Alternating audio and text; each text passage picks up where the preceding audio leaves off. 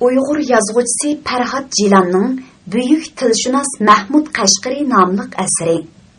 Bu asar Beliqut shirkatida ovozga elinib, Beliqut to'rida anglitildi. Xaqaniya o'g'illi ot ustida bo'lib, ot ustida o'ladi.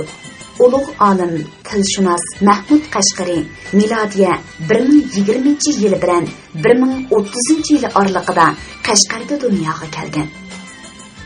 U ayni davrdagi Qashqarni markaz qilgan Qaraxoniylar sulolasining xon jamiyatiga mansub bo'lib, bovisi Muhammad Bug'roxon o'rinbosar xoqon bo'lgan.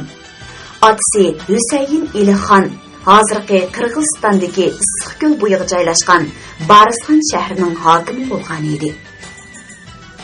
Onasi Bubi Robiya garchi oddiy bog'vanning qizi bo'lsa-mu, yaxshi tarbiyalangan, ko'p o'qigan, aqlli, huquqmushliq ayol edi. Mahmud kichikdilla bovisi Muhammad Bug'roxonning oldida tarbiyalanib o'sgan edi. Bug'roxon bu navrisini bakmi yaxshi ko'rardi. Shunga hatto ta'til chaqlardimi Mahmudni o'z ota-onasini ko'rib kelish uchun Barisxon shahriga avatishga ko'zi qiymaydi. Mahmudni ko'rgisi kelsa, ular o'zlari Opalga kelishsin. Mahmud xalq madrasada yetib o'qiyotqashqa, menmi uni tuzukroq yenimda turg'iza olmayapman, deydi Bug'roxon. Barliq madraslarda o'rin vaqtidan boshlab kuzlik yig'im oyoqlashguncha taliblar ta'tilga qo'yib beriladi. Hozir toza shaptul pishqan mazgil bo'lib, madraslarda texi o'qish boshlanmagan edi. Mahmud Opal qapug'ida turib Halbuki Bug'roxon to'li vaqtlarda uni o'z yanida tutib qola olmaydi. Mahmud har kuni degidek atdiganda bir necha kitobni ko'k shoir ro'molga yo'gab, xos quli turumtayni agashtirib, qapug'idan chiqib ketadi. Bug'roxon uning qayerga boradiganligini biladi albatta. Sochiya madrasasining bosh mudarrisi Husayn ibn Xalftining Opalda, ya'ni Bug'roxon qapug'idan ancha yiroq bo'lmagan kanatda bir cho'ng mevelik beg'i bor bo'lib, u har yozda ta'til kunlarini o'z oilasi bilan shu bog'da o'tkazadi. Bug'roxonning navrisi Mahmud ana shu muhtaram ustozning uyiga kunda bir berib kelmasa, ko'ngli tinmaydi. Bug'roxonning baya qul yigitni ko'rib, mudarrisning uyiga bordinglarmi deb so'rashi ana shu sababdan edi. Mahmud hozir qayerda? Yana so'radi Bug'roxon qul yigitdan. O'zining o'jirisida chaqirib qo'yaymi? Beliqut xazinasi. Yo'q, o'zim boray. Dedi Bug'roxon va orqaga burilib maqdi. Mahmud o'z hujrisida butun xoniga bir keltirib silingan odun nusxasidagi rangbar gilam ustida chazani qurib o'ltirib, oldidagi naqshli shiraga qo'yilgan seriq xurum muqobiliq qalin kitobni o'qiyotdi. Eshikning o'dilidagi tomni yoqilab qo'yilgan ikki javanga va Mahmudning orqa tarafidagi tomning tagchilariga har xil cho'nliqdagi kitoblar, kamay qilib yo'galgan qo'l yozmalar va udunning dasta-dasta sifatlik seriq qog'ozlari tizib etilgan edi. Mahmud kitobga butun zehni bilan berilib ketgachga, buvisining kirganligini va eshik oldida to'xtab, o'ziga qarab turganligini sezmay qoldi. Muhammad Bug'roxon oq shoyi ko'nglak ustidan yeshil maxmal paranji kiygan bu toqir bosh yosh talibga uzoqqa qarab turavermasdan xona ichiga qadam tashladi. Mahmud shundala kitobdan beshini ko'tarib buvisini ko'rdi. U darhol o'rnidan turib Bug'roxonning oldiga keldi va so'l putiga tizlandi-da, o'ng qo'lini ko'ksiga qo'yib beshini aytdi. "Qut bo'lsin xon buva." "Bo'lsin bolam, o'ltirg'in."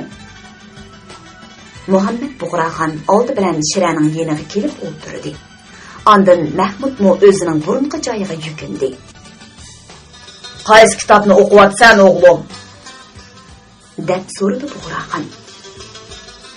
"Abu Said Abdulrahmon bin Muhammad al-Idorisi yozgan Samarqand tarixi" deb javob berdi. Mahmud va orqadinlar yana qo'shib qo'ydi. "Siz bergan 6 yayloq degan kitobni tungun o'qib bo'lgan edim. Bugun bu kitobni boshladim."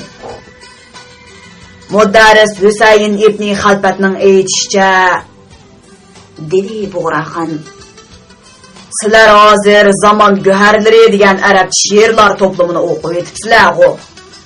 Men-ku arab tili qancha pishiq emas.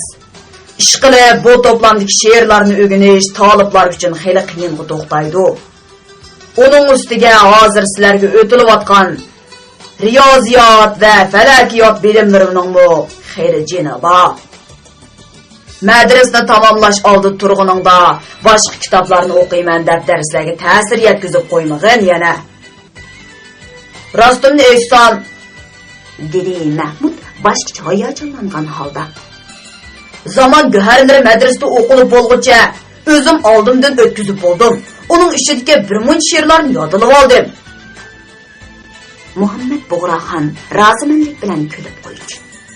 Mahmud har doim kitob va ilm-fan to'g'risida so'z echilganda mushundaq o'zini unutgan holda havasini so'zlab ketadi. Mana hozirmi suhbatning mushu mavzu davomlashishiga taqozo bo'lganlikdan cho'ng-cho'ng qo'y ko'zlari o'zigacha nurlanib, chaqnab turadi. Afsuski, buvisi gapni boshqa tarafga burdi. Barsig'ondan chaparman keldi, dedi u. Otang yo'lga chiqibdi. Tangri buyursa 2-3 kunning ichida Qashqarga yetib keladi. U kelgandan keyin men ketaman. Bugun ustozingning seni qaytirib atgani yaxshi bo'pti. Sana deydigan gapim bor edi, bolam. Mahmud savol nazari bilan buvisiga qaradi. Muhammad Bug'raxon illiq mehr singan ko'zlari bilan navrisiga qaradi va qo'lini sunib, uni o'ziga yaqinroq tortib o'tirg'izdi. Ondan yana shu qo'li bilan uning bosh ko'zlarini silab, yelkasiga asta shaplaqlab qo'ydi. Cho'ng bo'p qolding, bolam, dedi Bug'raxon uningga qarab mastlik kelganlikdan kulimsirab. Tangri buyursa kelar yili madrasani tamomlaysan. U yana Mahmudning yelkasiga mehri bilan shaplaqlab qo'ydi. Mahmud ko'zlarini cho'ng-cho'ng echib, buvisining odatdagidan boshqacha muloyimlashib ketgan chiroyiga sal ajablanib sap soldi. Buvisi bo'lsa, yana muloyimlashgan ovozda so'radi. Madrasani tamomlagandan keyin qayerda turishni o'ylayapsan? Mahmud bu savoldan tuyuqsizlik his qilib javob berishda sal duduqlab qoldi. Ha? Qayerda tursammi o'xshash? Qashqarda tursammi yoki sizning yoningizda tursammi o'xshash bo'va? Men seni aytman, Mahmud, dedi Bug'raxon yana kulimsirab. Sen men bilan birga bo'lishing kerak. Biz gohi talosda, gohi istijab turamiz. Men seni o'z qo'limda tarbiyalab, o'rdishtirib o'rgitaman. Madrasada yaxshi o'qiyapsan. To'qigan nazmlaringni, til ilmidan yozgan risolalaringni ko'rdim. Bularga mudarrislaring yuqori baho berishdi. Nihoyat boldurlar kichik turibli qo'lingga qalam olding. Aqlli, iqtidorli bola bo'lding. Mahmud, men seni katta davlat arbobi qilib tarbiyalayman. Sen mening sarayimda to'ksunmi, yobg'umi, hojibmi ish qilib bir vazir bo'lib xizmat qilasan. Men ko'z yumgandan keyin mening o'rnimga Bug'raxon bo'lib talos bilan istijobning hukmdori bo'lasan. Mahmud gap qilmadi. Bug'raxon uningga qarab birdan mushuk bo'lgandan keyin so'radi. Ha, qandoq gap qilmaysan-ku? Madrasani tamomlagandan keyin mening yonimda turamsan yoki? Mahmud buvisiga qarab kulimsirab qo'ydi. Sizning yoningizda tursam xo'sh bo'laman, buva. Lekin nima lekin? O'g'il boladek dadil so'zlamamsan. Lekin men vazir bo'lishni xohlamayman. Ha? Amsa qandoq ishni yoqtirsan? Divan begi bo'lib, mahkam ishlarini boshqaramsan yoki tabg'ochi bo'lib, o'rda xazinasiga mas'ul bo'lamsan? Qani, o'zing tanla. Ixtiyor bu o'zingda. Yoki yolavosh bo'lib, chet ellarga chiqishni o'ylamsan? Mahmud yana kulimsirab qo'ydi. Yo'q, bova, dedi u. Men mudarris bo'lishni orzu qilaman. Nima? Muhammad Bug'roxonning qo'yuq qoshlari egiz ko'tarilib, ko'zlari chekchiyib qoldi. Nima dedi? Mudarris? Qayerda mudarrislik qilmoqchisan? Qayerda bo'lsin o'xshash. Navoda Qashqarda qolgudek bo'lsam, Sochiya madrasada. Sizning yaningizda qolgudek bo'lsam, Talos yoki Istibjobdagi biror madrasada taliblarni tarbiyalash ham ilmiy tadqiqot ishlari bilan shug'ullansam deyman. Bug'roxon Mahmudning bu gaplarini anglab, o'ylab kulib ketdi. Hay, molla choq. Hey, dedi u va chaqchaq talaffuzi bilan navrisining dumbisiga olqini bilan ish kuchni urib qo'ydi. Rosa bir kitobboz bo'lib chiqibsan-da. Bo'ldi, qo'y bu gapingni. Bug'roxon yana birdan kuldi. U xuddi go'dak bolani erkalatgandek navrisining taqir beshini silaydi. Yelkisiga, dumbisiga shapaloqlaydi. Bo'ldi, bu gapni hozircha qo'yib turayli, dedi u va o'rnidan qo'zg'aldi. Yur, talog'i chiqib, rosa bir ot choptirib o'ynab olayli. Ot choptirib? Mahmud buvisiga qaradi. Shundoq, dedi Bug'roxon va o'rnidan turdi. Mahmud abjillik bilan sakrab turib, buvisiga tikildi. Bug'roxon menishga tamshaldi yo'q, yana to'xtab navrisiga qaradi. Qani aytqina Mahmud, deb so'radi u. Xoqoniya madrasasidagi talablar uchun diniy va fanniy bilimlardan tashqari yana egallashga tegishli mahoratlar qaysilar? Mahmud javob berdi. Qilishvozlik, nayzivozlik, chavandozlik, o'qyo etish, chelishish, chavgan va shaxmat qatorliqlar. To'g'ri, dedi Bug'roxon. Qashqardan ketish oldida sening ot usti mahoratingni yana bir qatam sinab ko'ray. Nökarlarni boshlab chiqib, chavgan o'ynayli. U bir tinib olgandan keyin chaqchaq aralash ohangda so'zini tamomlashtirdi. Sen kitobni o'qiding. Falakiyotdan tortib tivobatchilikka, riyoziyot va adabiyotdan tortib tarix va falsafagacha bo'lgan hikmatlarning hammasiga pishib chiqding. Endi ot ustida ko'rsatadigan karomating maboda, ha? Gap qila. Mahmudning cho'ng-cho'ng qo'y ko'zlari sho'x chaqdi. Bilqut xazinasi va u xuddi bo'g'ziga o'xshashla chaqchaq aralash ohangda so'z yandirdi. Ot ustida ko'rsatadigan karomatim bo'lmasa, buyuk Xoqoniyada qandoq yashayman? Xoqoniya o'g'illari ot ustida tug'ilib, ot ustida o'ladi. Yaraysan Mahmud. Muhammad Bug'roxon shatlangan holda kulib turib, navrisining beligini chin qisib turib silkib qo'ydi. Qani, yur amsa, karomatingni ko'rsat. Mahmud bo'g'ziga qarab ham xushal bo'ldi, ham ajablandi. Chunki Bug'roxonning mijozi chuz, o'zi hamma ishda talabchan, chiroyi surlik bo'lib, uning bundoq echilib kulishini nihoyat kam ko'rgil bo'ladi. Muhammad Bug'roxonning buyrug'i yetkazilgandan keyin 40 nökar xuddi jiddiy jangga otlanadiganday chaqmoq tezligida harakatga kelishdi va qopoqning cho'ng darvozasi oldidagi maydonda oq otliqlar va qora otliqlar bo'yicha ikki turkumga ayrilib jangovar holatda turishdi. Bu otni sang so'q qalay, dedi Bug'roxon va yulduz shakldagi oq qashqiliq chiroyli qora arg'amoqning chulvurini Mahmudning qo'liga tutqizdi. Buningdan keyin musha otni minib buvangni aslab turg'in. Shu gapdan keyin u gavdilik bo'z otga minib sap oldiga keldi va nökarlarni bir qo'ri ko'zdan kechirdi. Nökarlarning hammasi talabga loyiq edi.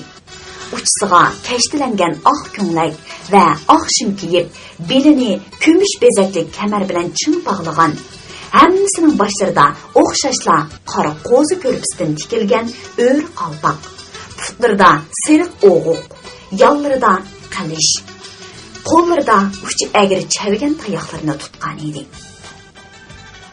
Bug'raxon navkarlarining tayyorligidan qanoat hosil qilgandan keyin etini divitib, qopuq darvozasidan sirtqa chiqdi. Bu yerda 300 kishilik charlig'uchi va 500 qo'riqchi ayrim-ayrim saf tortib, Bug'raxonning chiqishini kutib turishgan edi. Ular navatrang yepak salla o'rab, Chang'anning seriq tangilik qizil tavridan to'n kiygan char saqol surilib Bug'raxonni ko'rgandan keyin butun diqqatini markazlashtirib, buyruq kutib uningga ko'z tikishdi. Bug'raxon yana etini to'xtatdi-da, qasroqsimon temir savut va yaltiroq mis dubulga kiyib, qilish nayzlar bilan qurollangan bu azimatlarni ko'zdan kechirib chiqqandan keyin o'ng qo'lini kaskinlik bilan shiltib yurishga buyruq berdi. Eng oldi bilan charlig'uchilar cho'l tarafga qarab otlarini quyundek choptirib ketishdi. Ondan Bug'raxon bilan qo'riqchilar ularning kaynidan ot soldi. Eng oxirida chavgan o'ynashga tayyorlangan navkarlar qopug'idan chiqib ularga ergashdi. Shamoldek chapquruq qora arg'umoq mingan va xuddi o'rganchi navkarlarga o'xshashla qora qo'zi ko'rpisdan o'ri qalpoq kiygan Mahmud bo'g'isining orqasidan qolmay kelib atadi. Qora arg'umoqqa mingan uning xos quli turumtaymu 2 dona chavgan tayiqini tutib kelib atadi.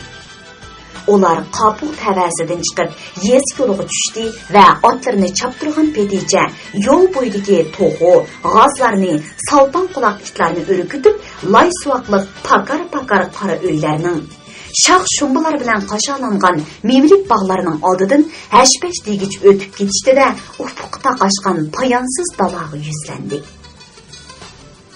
Yezi bog'lari va terilg'i yerlar orqada qoldi. Otliqlari cho'lga ishkirlab kirgan siri eshak mingan dehqonlar, ko'tak harvillariga to'g'roq bosgan o'tinchilar uchirmaydigan bo'ldi. Otliqlar dasturxonda kang yeyilgan cho'lni kezib, maxsus chavgan o'yin uchun tayyorlangan joyga yetib kelishdi. Bu uzunligi 1000 chomdamcha, kengligi 5-600 chomdamcha keladigan tuzlab yasalgan maydon bo'lib, cho'risiga qil orqan tortilgan edi. Maydonning ikki beshida chavgan to'pi kirgiziladigan darvoza bor edi. Bu atalmış darvozaning orliqi bir qulat chiqariladigan bo'lib, rangli xishlar bilan gul chiqarib qo'pirilgan odam bo'yi egizlikdagi kichik munorlardan iborat edi. Agir tayoq tutgan chavganlar, oq otliqlar va qora otliqlar bo'yicha 5dan 2 turkumga ayrilib, maydonning ikki beshiga tizilishdi. Ujmi yog'chidan yasalgan anardek cho'ngluqdagi yumloq to'p maydonning o'ttirsiga qo'yildi. Muhammad Bug'raxon oq otliqlarga, Mahmud qora otliqlarga bosh bo'ldi. Maydonning chetida turgan bayroqchi qizil tug'ni ikki qo'llab, beshining ustidan egiz ko'tirish bilan o'yinni boshlashga belgi berdi. Maydonning ikki beshidagi chavganchilar biroqla otlarini choptirib, o'ttirdagi to'pga qarab intilishdi. Hammadan burun oq otliqlar Bug'raxon bilan qora otliq Mahmud birli vaqtda degidekla to'p urgan yerga yetib kelishdi. Bug'raxon agir tayiqini ko'tirib, to'pni endi uray deb turg'icha qo'yinday kuchib kelgan Mahmud egar ustidan abchillik bilan egilib, to'pni agir tayoq bilan yenik-yenik urib elib qochdi. Qaysi taraf to'pni qarish tarafning darvozasiga kirgizib olsa, ya'ni heliqi ikki munarning orliqidan o'tkazib olsa, shu taraf qutqan bo'ladi. Mahmud yetishib kelgan oq otliqlardan o'zini qochirib, "Turumtoy!" deb farqirda to'pni agir tayoq bilan qattiq urib, nerda chekib ketayotgan xos quliga yetkazib berdi. Uninggacha qarish tarafning otliqlari etilib kelib, to'pni talash qila turdi. Oq otliqlar bilan qora otliqlar maydonga tarqilib aralashib ketdi. Har ikki taraf to'pni qarish tarafning darvozasiga kirgizib yetishga tirishadi. To'p birdan oq otliqlar taraf o'tib turadi. Chavganchilar otlarini choptirib kelib, agir tayoqchilar bilan to'pni urib, o'z odamlariga pas chiqarib beradi. Ba'zilarining tayoqlari to'pga tegmay, ularning gavdasiga tegib ketadi yoki boshqalarning tayoqlari bilan urushib ketadi. Ba'zilari qizib ketgan otlarini to'xtatib ololmay, boshqa otlarga so'qilib ketadi. Otlarning kishnashlari, tuyuqlarning do'pirlashlari, chavandozlarning qiyiqas cho'qonlari, agri tayoqlari bilan urilgan to'p yili u yoqqa, yili bu yoqqa qonqib o'tib turadi. Oq otliqlar va qora otlar goh to'pning kaynidan chepishadi, goh butun bir maydonga yeyilib, chechilib ketadi. Goh bir-birini qo'g'lashib kelib, bir yerga g'o'shmak bo'lib tiqilib qolishadi. Oxiri bir maydon keskin elishishdan keyin qora otliqlar yengib chiqdi. Chaviganchilar maydonning sirtiga chiqishdi. Mahmud etining tizgindan yetilab, bovsining oldiga keldi. Muhammad Bug'raxon jiddiylashib turgan va soqolsiz yumron mag'zilari qizirib ketgan Mahmud qarab qo'yib, "To'xtab tur, oldirab tantana qilma. Yana bir maydon erishimiz dexe", dedi. Bug'raxon bu gaplarni qilganda, garchi har doimqidek qoshlarini yemirib turgan bo'lsa-mu, uning ohangidan navrisiga qarata qoyil bo'lganlik va so'yinish alomatlari aks etib turadi. Chaviganchilar hordiqini chiqarib, otlarining tarini quritib olgandan keyin yana maydonga tushdi. Bu qitim uzoq va qattiq elishishdan keyin qora otliqlar kutib chiqdi. "Tanishib qoldik, yana bir maydon o'ynaymiz", dedi Mahmud bo'ziq maydonning sirtiga chiqqandan keyin. "Bo'ldi, amdi", dedi Bug'raxon. "Charchadim, qiribdiman." Bug'raxon shundoq dedi-da, nima uchundir ushtum tut uning o'zining mana shu navrisi Mahmuddek qiron chog'lari esiga kelib qoldi. U chog'da Muhammad Bug'raxonning marhum otasi Yusuf Qodirxon texi taxtga varislik qilmagan edi. Shunga u Qodirxon emas, balki Yusuf Tegin deb ataladi. Shundoq qilib, Yusuf Tegin bir qatim yiroqqa yurish qilish harbiy mashqqa elib berib, Opalga kelganda bu mashqqa qatnashgan o'g'illari Sulaymon bilan Muhammadni dal mush chavgan maydoniga boshlab kelgan edi. Shu kuni bu yerda chavgan o'yini Dilqut xazinasi edi. Yusuf Tegin go'yo qaytadan yashirib qolgandek, shuncha qizg'in ishtiyoq va havas bilan ot choptirib, barcha ovozini qo'yib berib varqiraydi. "Sulaymon, to'pni bu yoqqa ur, bu yoqqa!" Arqadalla yana Muhammadni oldirib tatdi. "Muhammad, etingni tiz chopdi, to'pni undan tortib ol." Akufkalarmi butun vujudi bilan o'yinga berilib, xuddi bu kichkin yog'och to'pni qo'ldan chiqarib qo'ysa, jinidan ayrilib qoladigandek, barliq kuchi va mahoratini ishga solib, o'zlarini otlarini oymasdan to'pni qo'g'lishabdi, talashabdi. Oxiri chalganni puxadan chiquvchi o'ynab, harg'andan keyin akufkalar maydondan chiqib, to'q seriq yepak soyvanning ostida otasi bilan o'ltirib aram erishdi. Shuningdan keyin Yusuf Tegin Akufka Sulaymon bilan Mahmudni chelishib soldi. Muhammad bir qatimni yeng'aladi. Yana birdam hordiq chiqarib olgandan keyin otasi ularni nayza etishga soldi. Muhammadning otgan nayzasi Sulaymonning nayzi sanjilib turgan yerga 2 qadamcha yetolmadi. "Yana ot!" deb buyruq berdi otasi. Muhammadning ikkinchi qitim otgan nayzasi Sulaymonnikiga yetmadi. "Bo'lmaydi!" deb xitob qildi Yusuf Tegin. "Nayzini shundoq otqa bo'ldi. Sen nima bo'lding? Muhammad, chelishni muhtamiding. Nayzi etishdim yetolmayapti." Muhammad xijolatchilikda yerga qarab bo'ynini to'lg'ab qo'ydi-da, "Umanda cho'ltirsa!" deb g'o'dimishib qo'ydi. "Nima?" dedi Yusuf Tegin ovozini ko'tarib.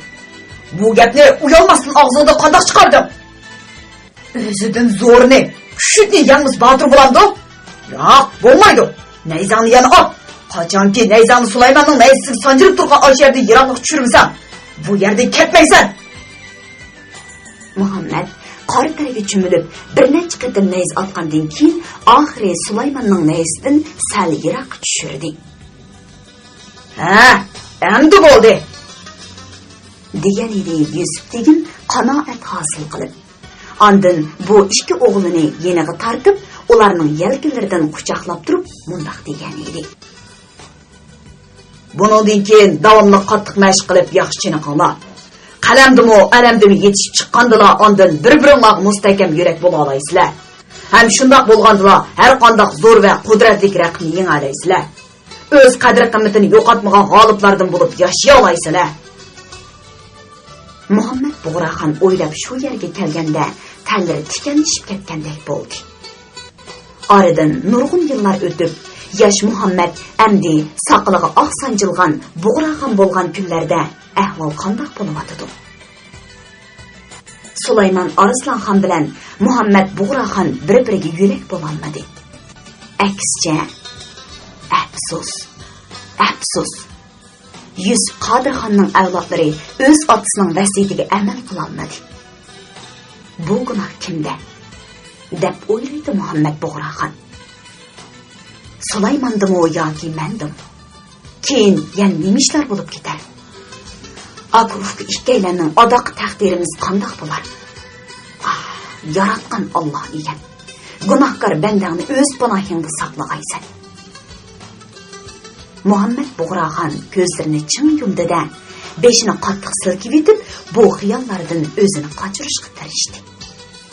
Nima uchundir oxirgi vaqtlardan buyon bo'libmi hollar kengishdan keyin mush xildagi asmlar va xiyollar Muhammad Bug'raxonga orom bermaydigan bo'lib qolgan edi. U har qancha o'ylamaslik o'rinsimi, pat-patla bu xil azobli xiyollar uning mingsini cho'g'ib oladi-da, ko'ngli parishon bo'ladi. Buva, nima o'ylayapsiz? deb so'radi Mahmud uning chiroyidagi o'zgarishni kuzatib. Ish nima? dedi Bug'raxon chiroyiga tabassum yugurdi. U o'pcho'risiga ko'z tashladi va otlarning tarini quritish uchun cho'g'irdan yetilishib, mengab aylanib yurgan chalganchilarga qarab turib, Mahmudga murojaat qildi. O'tganda Sochiya madrasasining toliblari bilan harbiy mashg'ulot elib berayotganingni ko'zdan kechirganimda, nayzivozlik va o'qya etishdagi mahoratingni ko'rib xursand bo'lgan edim. Bugun chavandozlikdimi talabga loyiq bo'lganligingni ko'rdim. Yaraysan, Xoqoniyning munosib o'g'li bo'lish uchun mushundoq bo'lish kerak. Ilm fannimi, harbiy mashqnimi o'xshashcha puxta egallash kerak. Bu ikkisining biri kam bo'lsa bo'lmaydi. Yovni yengib, elni qo'g'dashda ot minib, qurol tutishni bilmasang bo'lmaydi. Aqlni ishga solib, elni so'rashda biliming bo'lmasa bo'lmaydi. Shu asnoda Bug'raxonning xos qo'riqchilaridan biri uning oq etini yetilab, ularning yeniga keldi. Bug'raxon etini olmay turib, yaqin orada turgan yana bir qo'riqchining naysini oldida g'olichini kang kerib turib, kuch bilan otdi. Sizib qo'ygandek tub-tuz nayza yiroq uchib berib, yerga sanchildi. Buni ko'rib Mahmudmu yana bir qo'riqchining naysini oldida shiddatli kuch berib, Bug'raxonning yerga sanchilib turgan naysidan 1-2 qadam yiroqqa tushdi. Bug'raxon uning nayzi etishini kuzatgandan keyin qoqoqlab kulib ketdi. Uningga qarab Mahmudni kuldi. Shuningdan keyin Bug'raxon yig'ilib bo'lgan qo'riqchi va chalganchilarga qarab, "Otlinglar!" deb barqirdi-da, o'zini irg'ib etiq mindi. Otliqlar ratlik tizilib, saf bo'yicha otlarini yo'rg'iltib yo'lga tushdi. Bugun Muhammad Bug'raxonning ruhiy kayfiyati boshqacha ko'tarangi edi. Uning yanada jim mangusi kelmadi. "Ey yigit, qo'lingdagini menga bergina!" deb varqiradi u, chalgan to'pni qo'liga elib kelayotgan bir chalganchi cherik tarafga burilib. Yosh cherik etining yo'rg'isini tizlatib, uningga yondashdi va to'p bilan agir tayoqni sunib berdi. "Mahmud, mana bu to'pni tuta olamsan?" deb yana varqiradi Bug'raxon va chalgan to'pni yerga tashlab, agir tayoq bilan qattiq urdi. To'p havoga qanqib chiqib, yiroqqa do'mlab ketdi. Mahmud etini choptirib berib, amdila qo'lni pastga uzatay deb turishiga so'ngishib yetib kelgan Bug'raxon agir tayoq bilan to'pni yana urdi. Top yana ko'klab berib yiroqqa do'milib ketdi. Bug'raxon topni urib, o'zini o'ngshab bo'lguncha Mahmud bo'rondek kuchib bordi-da, sur'atini ostilatmay turib, egari ustidan chabdaslik bilan yonga egilib, onarchilik yog'och topni barmoqlari bilan chinqis tutib elib oldi. Qizib ketgan yulduz qashqili qora arg'umoqning Mahmudning tizgin tortishiga bo'y bermay, tuyoqlari ostidan chang to'zitib, yana xeyli uzoq chepib ketdi. Muhammad Bug'raxon uning kaynidan qarab, shodlik tuyg'usi singan jaronglik ovozda kulib ketdi. "Hay Mahmud! Hay Mahmud!" deb xitob qildi u. "Mudarris bo'laman degan gapingni tashla. Sen vazir bo'lasan, vazir bo'lmasang subashi bo'lasan, subashi." Bug'raxon xushallik ichida navrisidan zo'qilib yana kulib ketdi. Onungacha Mahmud etini tizginlab, soqolsiz mangzillari xuddi tong shapqida qizirib ketgan, yo'g'on qo'y ko'zlari sho'x chaqnab turgan holda qaytib keldi va bo'g'zi qo'shilib qaqoqlab kulib ketdi. Ondan har ikkisi safga qo'shildi. Otliqlari otlarini goh chaptirib, goh yo'rg'iltib kelgan yo'li bilan Opal Qabulga qaytishdi. Anlavatqaninglar, beli qutoridan anglatilayotgan ovozliq asarlar Dilqut sahifasi. xazinasi. Ana tilg'i muhabbat. Mahmud Qabul boshi va mingdak chirikning hamrohligida Opal tavasining sirtiga chiqib, o'zining Bariston shahridan qaytib kelgan otasi Husayn Bug'ra Tegin bilan onasi Bobi Rabiya Oltin Tarimni qarshi oldi. Bug'ra Tegin va uni qo'riqtab kelayotgan 4000 otliq sherikning qarisi yiroqdan ko'rinish bilanla Mahmud va Qabul boshi otlaridan tushib, ularning oldiga minib bordi. Yaqin kelgandan keyin Bug'ra Teginmi otdan tushdi. Bahodirlarcha Qabul kelgan va jangga ketayotgan Song'undak yenik harbiy kiyinib, yeshil salla o'rg'an qop-qora qirqimi soqolliq Husayn Bug'ra Tegin qushqini kang echib o'g'li Mahmudni bag'riga bosdi. Ondan o'zini yiroqlashtirib, o'g'liga sapselib qaradi. "Qarag'ina, buning cho'ng bo'lib ketgandi", deydi u shadxuramlik bilan kulimsirab. "Bo'y basti, rosa aqimlashga azmat bo'pti. Chiroy turuqimi bayni otisini tortibdi." Bug'ra Tegin Mahmudning yelkasiga o'zining quvvatli qo'li bilan shapaloqlab kulib ketdi. Shu arada ikki deda qizning sunulgan qo'llariga taynib, qizil tovar soyvallik harvidan tushgan Bobi Rabiya Oltin Tarim uzun etaklarini ko'tiribrak, xushalligidan un selib yig'ilgan peti o'g'li tarafga etildi. Mahmud otasining quchqidan bo'shinib, onasining oldiga yugurib boradi. "Jinim bolam Mahmud!" deydi Bobi Rabiya esayib turib va o'g'lining mang'iga suyib. "Tinch turdingmi? Seni ko'rdigan kunlar bo'ladi ekan, ha bolam." U yoshga to'lgan ko'zlari bilan Mahmudga qaraydi va yana yenishlab uningga yepishadi. Mahmud bo'lsa hayajonlangan holda: "Xush kelibsiz ota, xush kelibsiz ona", deydi va bir tarafdan otasi bilan ko'rishgandan xushal bo'lsa, yana bir tarafdan onasining uni xuddi go'dak bolani ta'bilgandek erkaltishlaridan o'ng'aysizlanib, ko'zlarini chimchiqiltib, nima qilishni bilmay turadi. Husayn Bug'ra Tegin Qabul boshi bilan salomlashib bo'lgandan keyin yurishga buyruq berdi. "Bo'ldi, Rabiya", dedi u ko'tarinki ohangda chaqchaq qilib. "Bu uchurim bo'lmagan kichik qushingni endi uyga borgandan keyin qonton ostiga besib olgin." "Uning xuluqi mijoz faqat o'zgarmabdi", deb o'yladi Mahmud bo'yliq jada otga abjillik bilan minib olgan otasiga qarab. "Buvamga zodil o'xshamaydi. Buvam o'g'ir besiq, chiroy surilib, otam bo'lsa tetik, xushchaqchaq, uchiq chiroy." Shuning bilan Barisg'onlik va Opalliq chavandozlar birlikda otlarini yo'rg'iltib, Oziq qal'asiga, ya'ni Muhammad Bug'raxonning Qabulga yetib kelishdi. Qal'a sepilining qora to'bri bilan qoplangan qo'sh qanotliq yo'g'on darvozasi kang ochildi. Otliqlar qal'a ichiga kirishdi. Bug'ra Tegin, Bobi Rabiya va Mahmud Qopoqboshining yo'l boshlashi bilan ichkirki bo'yliga o'tishdi. Husayn Bug'ra eshik oldida turgan otsini ko'rib, darhol oldiga bordi-da, tiz bukib, uning peshini so'ydi. Ondan o'rnidan turib salom berdi. Qut bo'lsin Bug'ra ota. Bobi Rabiyani yaqin keldi va ikki qo'lini ko'ksining ustiga elib, cho'nqur egildi. Qut bo'lsin xonata. Qut bo'lsin deb javob qaytardi ularga Muhammad Bug'raxon. Uyga kirayli. Ular uyga kirishdi.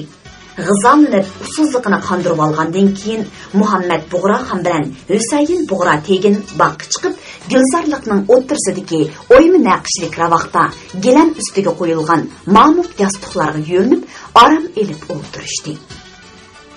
Shu asnoda Bug'raxonning xos harmi Sochiya madrasining bosh mudarrisi Husayn ibn Xalfatning salomga kelganligi xabar qildi. Kirsin deb ijozat berdi Bug'raxon. Husayn ibn Xalfat o'z zamonasining katta bilim egillaridan biri bo'lg'ashqa, Bug'raxon uni qadrlaydi va izzatlaydi. Shu vajidan bu hurmatli mudarris Oziq qal'asiga pat-pat qadam tashrif qilib turadi. Uning otasi Shamliq arab mo'tibar, onasi Qashqar Gulbog'liq va qizi bo'lib, Xaqoniydimu va Sham Bag'dodlardagi arab ulamolari ichidimi belgilik nufuzi bor edi. Beshiga mudarrislik oq sallisini o'rg'an, uchisiga uzun oq parija, putlarga yumshoq mas kiygan char soqolliq xushburun Husayn ibn Xalfatni Ravaqqa Mahmud boshlab keldi. Mudarris Ravaqning tallampiga oldiga kelganda bir qatim ta'zim qildi. Ravaq chiqqandan keyin yana egildi va o'rdining adab qoidalariga to'liq amal qilgan holda qo'l qo'shtirib salom berdi.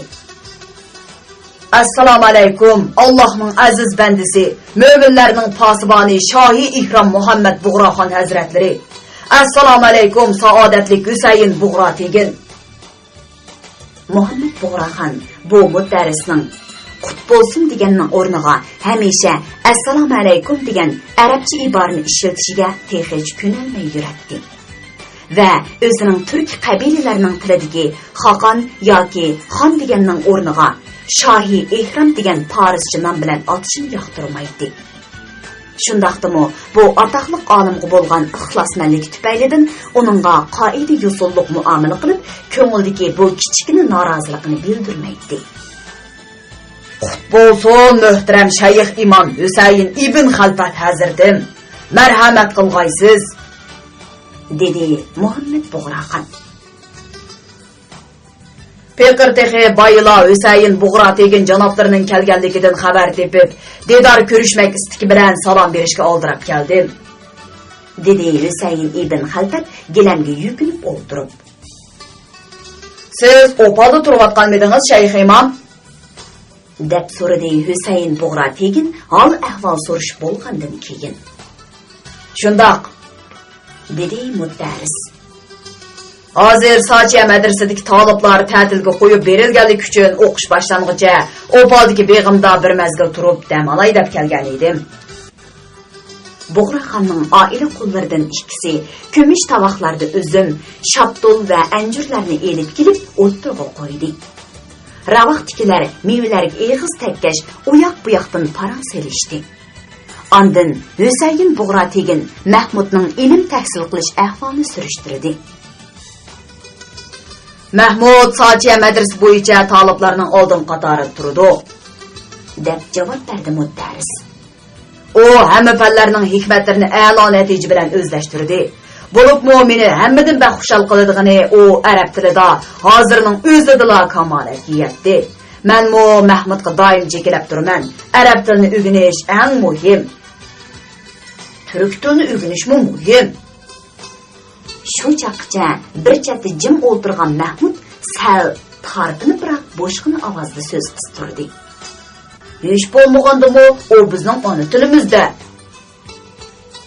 Hüseyin ibn Halbat öz sözünün bunda kuştun tut bölüp itilişini kütmegen bolğaşqa şagirdiga təəccüb aralaş nazar bilan qaradı. Muhammed Buğraxan xuddi hech nima bo'lmagandek avvalgidekla qo'shumisini turib ün chiqmasdan o'ltiribdi. Hüseyin Buğra tegin bo'lsa o'g'liga zo'q va herismanlik bilan qarab qoldi. "Apu qilg'aysiz, hurmatli ustozim", dedi Mahmud birdamdan keyin o'ng'aysizlangan va gunohini bo'yniga olgan qiyofatda. "Men oldiroqsonlik qilib qo'ydim." "Hech gap emas, Mahmud, hech gap emas", dedi mudarris. "Men shogirdlarning mushundaq dadil bo'lishini yoqtiraman. Sen hamisha ilm ma'rifat bo'libmi til va tarixdan gap aytsa, o'zingni besib ola olmay qolasan. Men buni bilaman-ku. Bu sening ilmga bo'lgan havsingning kuchlikligini ko'rsatadi." Ondan mudarris Buğraxan bilan Buğra teginga qarab so'zini davomlashtirdi. Har kim har xil fanlarga qiziqish mumkin albatta. Mahmud til, tarix, adabiyotga alohida havas qiladi. Mana endi til ilmiy sohasida o'zining mustaqil ko'z qarashi shakllanishga boshlayotdi. Bilishimcha, u bu sohaga oid bir muncha kitoblarni o'zligidan izlanib o'qibdi. Bu haqda men bilanmi bir necha qatam fikrlashdi. O hamisha turk til shivillarining qonuniyatlarini sharhlaydigan mukammal bir ilmiy asarning dunyoga kelmaganligidan afsuslanadi. O hamon turk til arab tilidan qilishmaydi degan nuqtai nazarda chaqirdi. Bu haqda o'tganda men bilan bir qadam xeyli qattiq munozirlashdi. Bir qism taliblarning og'zini ko'chilabmi biror ilmiy ahamiyati bor so'zni chiqarg'ili bo'lmaydi. Bu jihatda Mahmud butunlay o'zgacha.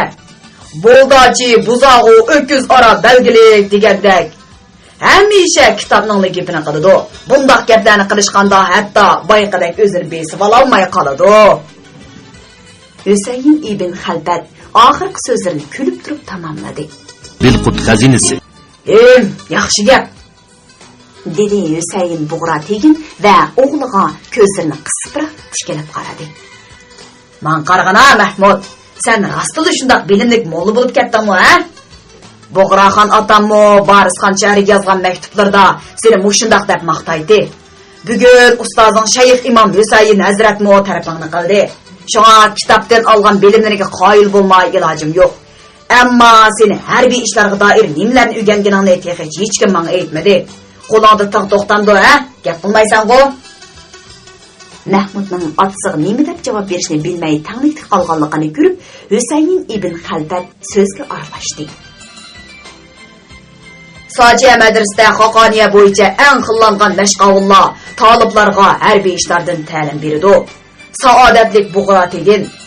Mahmudmu xuddi boshqa taliblarga o'xshash namoz farzini ado qilish yeshiga to'shqandan tortib, yarog' ishiltishni o'rganib o'sgan tursa, uning bu jihatdagi mahoratidan gumonlashga bo'lmaydi-da. Hüseyin Buğra teginning qovul gavdisi asta qo'zg'aldi. U o'rnidan turdi. "Qani tur o'rningdan", dedi u Mahmud buyruq talaffuz bilan. "Qanchalik odam bo'lganingni o'zim bir sinab ko'ray." Shunday qilib, ular qilishvozlikka tushib ketdi. Bobi Rabiya kaskin erishayotgan ota-bola ikkisining orasiga kirmoqchi bo'lgan edi, biroq ravaqda o'ltirgan Buğraxon bilan mudarrisdan ayminib to'xtab qoldi. Buğraxon xuddi hech bo'lmagandek qo'shimizdan turgan holda qilishvozlikni tomosha qilib o'ltiradi. Mudarris bo'lsa, intayin qiziqqan siyoqda ko'z tikib, bu mahorat ko'rsatishning natijasini kutmoqda edi. Bobi Rabiya o'zini ikki yondan qo'ltiqlashib olgan dedeklarning qo'llarini chim qisgan holda ilojsizlikda unsiz urib qarab turdi. "Ya Allah, koni xo'yni hech tashlamabdi", deb o'yladi u yeriga xafa bo'lib. Buningdan necha yillar ilgari Mahmud dexe go'dak chog'lardami Husayn mana shunday qiladi. Amraqliq kelib kelsa, o'g'ilni erkiltib o'yinishning o'rniga hadislar qilishvozlik yoki chirish qoidalarini o'rgatib, o'zimi kichik boladek qizib ketadi. To'g'ri. Bundaq chaqlarda Bobi Rabiya o'zimi ularga qo'shilib ketadi. u o'g'li Mahmudning yaroq ishlatish mahoratini puxta egilishiga butun kuch bilan madad berib rag'batlantiradi. Hatto o'zimi qulluq qilish elib o'yga ko'rsatdi. Acaba endi u hozir nima uchun yig'lamsirab urdi? Nima uchun uning yuragi qafasga solangan to'rg'aydek tashvishli tipirlab qattiq so'qib ketyapti? Uzundan beri o'g'ilni ko'rmagach shundaqmi? Yoki farzand cho'ng bo'lgan sari o'zimi yashinishga boshlagan sari ona qalbi noziklashib ketamdi. Ona. Ona mehri. Tova. Mag'ning bo'ldi. deb o'yladi bu Robiya o'z-o'ziga tasalli berib. Bundaq tig'i-yaroqlar bilan harbirish o'yinlari jamoat ichida va umuman butun xalqoniyda odatdagi ish-ku. Bug'ra tegin bilan Mahmudning qilishlari xuddi aynakdek balildab bir-biriga shiddatli urilmoqda edi. Mahmudning qilish o'yinchishi ko'rinarli susishga boshladi. Oxiri Bug'ra teginning kuchli zarbasi Mahmudning qo'lidan qilishni uchirib chiqaribdi. Husayn Bug'ra tegin tamkinlik bilan qilishni qiniq soldi. "Texaya bilikan qatmabdi", dedi u o'g'liga, lekin uning ovozidan yanada qoyillik bo'lgan alomat chiqib turardi. "Kerak yo'q, u tex kichik", dedi Bug'rag'in ularning yeniga kelib. "Tangri xolisa, yana 2-3 yillardan keyin ustaxona qaytib, yaxshi qilichvoz bo'lib chiqadi." Bug'ra tegin uning so'ziga qo'shilib kulimsirab qo'ydi va o'g'lining yelkasiga urdi. "Har ikkidan chaqqon, qilichvozlik mahoratini yaxshi o'zlashtiribsan." Bobi Robiya Bug'raxondan tap tortib gap qilmagan bo'lsa-mu, ko'ngli aromiga tushdi. Va yoshga to'lgan ko'zlari bilan uningga qarab kulimsirdi-da, dedaklarni agashtirib, o'jirsiga qaytib kirib ketdi. Beliqut shirkatida ovozga elinib, Beliqut to'g'rida anglatilayotgan Uyg'ur yozuvchisi Farhod Jilanning Buyuk tilshunos Mahmud Qashqari nomli asarini bugun mush yergacha anglatdik. Davomini atki anglatishimizda davomli anglatamiz. Yoqtirib anglaganingizga rahmat. Şinjan Üniversitesi bilen Şinjan Bilqut şirketi birleşip işlep çıkargan Bilqut hazinesi Uygur halkının örf-adet, meşhur şahs, tibabet, makal temsil, köçek, rivayet qatarlıq Uygur medeniyet hazinesindeki bibaha göğerler.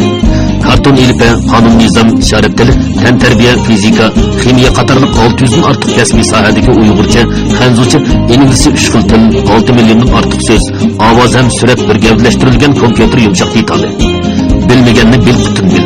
Bilqut hazinesi. Bilqut hazinesi, Bilqut hazinesi, Bilqut hazinesi, Bilqut hazinesi, Bilqut hazinesi, Bilqut hazinesi, Bilqut hazinesi, Bilqut hazinesi, Bilqut hazinesi.